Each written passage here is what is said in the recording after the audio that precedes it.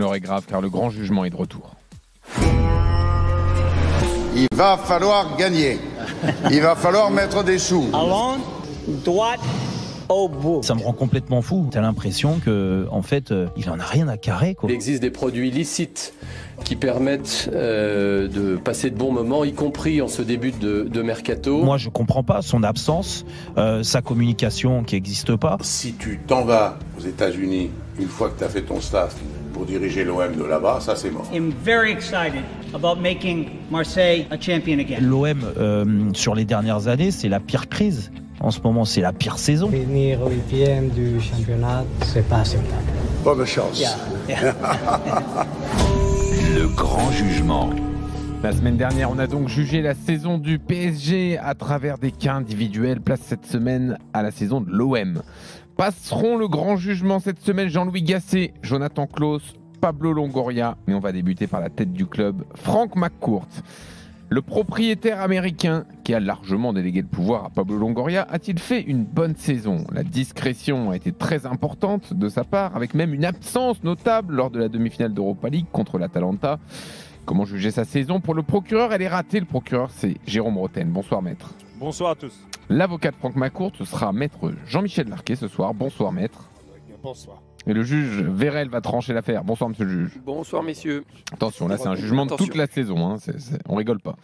Alors, monsieur le procureur, pourquoi c'est raté pour la saison de McCourt? Pourquoi c'est raté? La saison de McCourt, elle est très claire. Où il l'a raté, c'est sur son absence, en fait.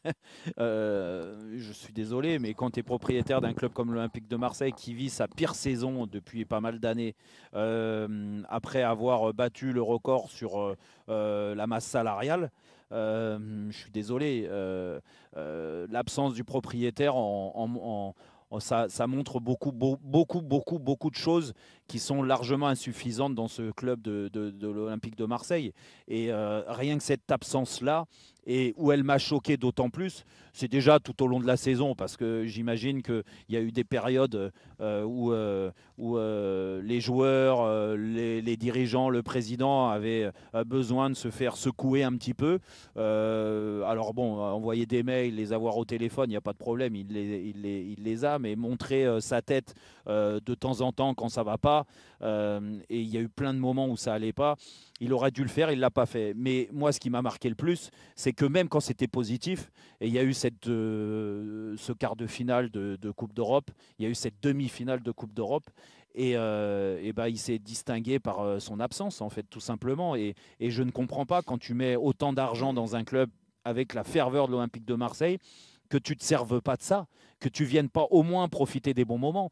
Que les mauvais moments, tu n'aies pas envie de les subir sur place parce qu'il sait que c'est très chaud et que c'est parti en vrille il n'y a pas si longtemps que ça, déjà au centre d'entraînement, et que les supporters sont virulents et que ceci, cela, que des joueurs peuvent lâcher. Il n'y a pas de souci. Mais quand ça va, au moins, viens prendre du positif, viens prendre cette énergie-là. C'est important dans la vie d'un club comme l'Olympique de Marseille, et qu'il n'a jamais été là, jamais de l'année. On ne sait même pas là maintenant, après une saison noire, vraiment une saison noire où tu ne peux pas construire. Il n'y a rien, il n'y a plus rien, il n'y a plus de socle, il n'y a rien. Il faut repartir à zéro. Quand tu as mis autant d'argent, tu vas aller sur quoi? En fait, t'attends quoi pour parler? T'attends quoi pour montrer ta tête?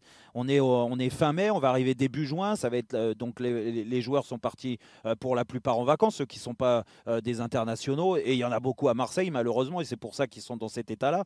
Mais c'est quand qu'il va prendre les clés du camion et remettre l'église au milieu du village? Parce que j'imagine que le propriétaire, c'est quand même important. Alors, c'est peut-être moins important pour les joueurs par rapport au président.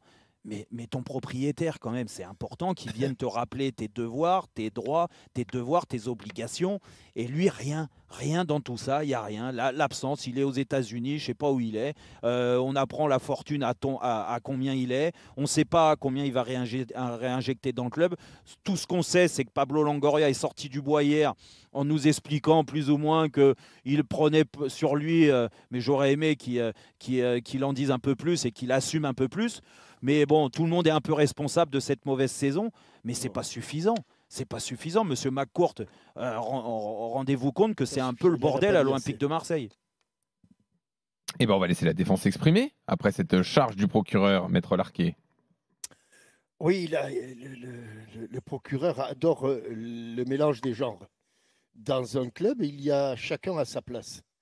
Et la place de McCourt, elle est primordiale. C'est l'invisible. Elle est très importante. C'est quand même en toute simplicité celui qui a amené le pétrole, celui qui a amené l'argent. Donc, sans argent, il y aurait rien d'autre. Et aujourd'hui, je ne juge pas la saison. Je jugerai éventuellement M. McCourt après, à la fin de cette saison, lorsque certaines décisions seront prises.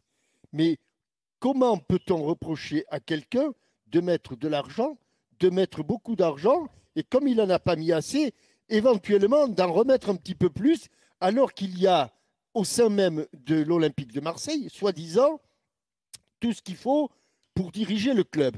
Il y a un président délégué, il y a un directeur, il y a des scouts, il y a tout ce qu'il faut. Il y a M. Benassia qui est un directeur sportif. Ouais. Il y a tout ce qu'il faut. Sauf que M. McCourt, on peut lui reprocher beaucoup de choses. Certainement pas d'avoir mis de l'argent et beaucoup d'argent. Et puis, il sera temps de faire, le bilan de M. McCourt. Il n'a pas voulu être dans les plates-bandes d'un président délégué dont le rôle est de faire tourner le club. Et celui qui n'a pas fait tourner le club, ce n'est pas celui qui a mis de l'argent. Celui qui n'a pas fait tourner le club, c'est le président délégué qui s'est entouré, qui lui-même n'a pas montré une énorme compétence, qui s'est entouré de personnes qui étaient soi-disant les hommes forts de l'Olympique de Marseille au mois de février. Et cette personne, je la connais bien, qui était le directeur général et qui est aujourd'hui, je crois, dans la seringue, ou peut-être même plus dans la seringue. Vous vous rappelez Dans la seringue, c'est-à-dire dans la seringue. Bah, il s'en va. Le Tessier, oui, il est parti même. Oui, ça y est. Ah, il est parti. Oui. Mais j'avais pas l'expression, pardon. Il fait le bruit du pas qui s'éloigne, quoi, lui, à peu près, je crois. Le dénommé Stéphane Tessier. Ouais, et qui était à Saint-Etienne avant. Qui a laissé un souvenir impérissable à Saint-Etienne. Impérissable, c'était magnifique. Voilà. Donc, le responsable, ce n'est pas celui qui a mis l'argent. Peut-être que M. McCourt a ses responsabilités. Peut-être qu'il s'est pas bien entouré. C'est lui qui a mis les hommes en place. J'y viens. Excusez-moi, Maître Rotel. Allez-y, parce que là, c'est long. Il a certainement eu un énorme défaut. C'est que les hommes qu'il a mis en place et dont il s'est entouré ne sont pas aussi compétents qu'il le pensait et qu'on s'en est aperçu. Donc il attend quoi alors? Quand il fera, au moment du bilan, le 30 juin, peut-être qu'il y aura 30 secondes sur Nagasaki et qu'il n'y aura plus de président délégué qui s'appelle Longoria et toute une sarabande de gens qui ont montré plutôt leur incompétence que leur compétence. Donc, pour l'instant, M. McCourt a un défaut, c'est qu'il a mis d'argent et qu'on lui demande d'en mettre encore beaucoup. Ok, place au jugement. Tony, c'est le moment. Alors, même si je rejoins Jérôme sur le fait qu'on aimerait peut-être en tant qu'actionnaire majoritaire le voir un peu plus, j'ai été assez séduit par la plaidoirie de maître Jean-Michel. Donc, on n'a rien compris. Non, c'était très clair. Non, c'était. Je trouve que c'est vrai que. On s'appellera après l'émission, tu m'expliqueras. On mettra le décodeur. Tu ne peux pas accepter une défaite. Bon, une supplémentaire pour toi, tu dois être habitué à ça. Ce que je retiens, c'est que McCourt n'est pas coupable. Voilà l'issue du grand jugement du propriétaire marseillais. Demain, on continuera. On va t'enfermer en Corse, toi, Tony. Demain, ce sera Jean-Louis Gasset.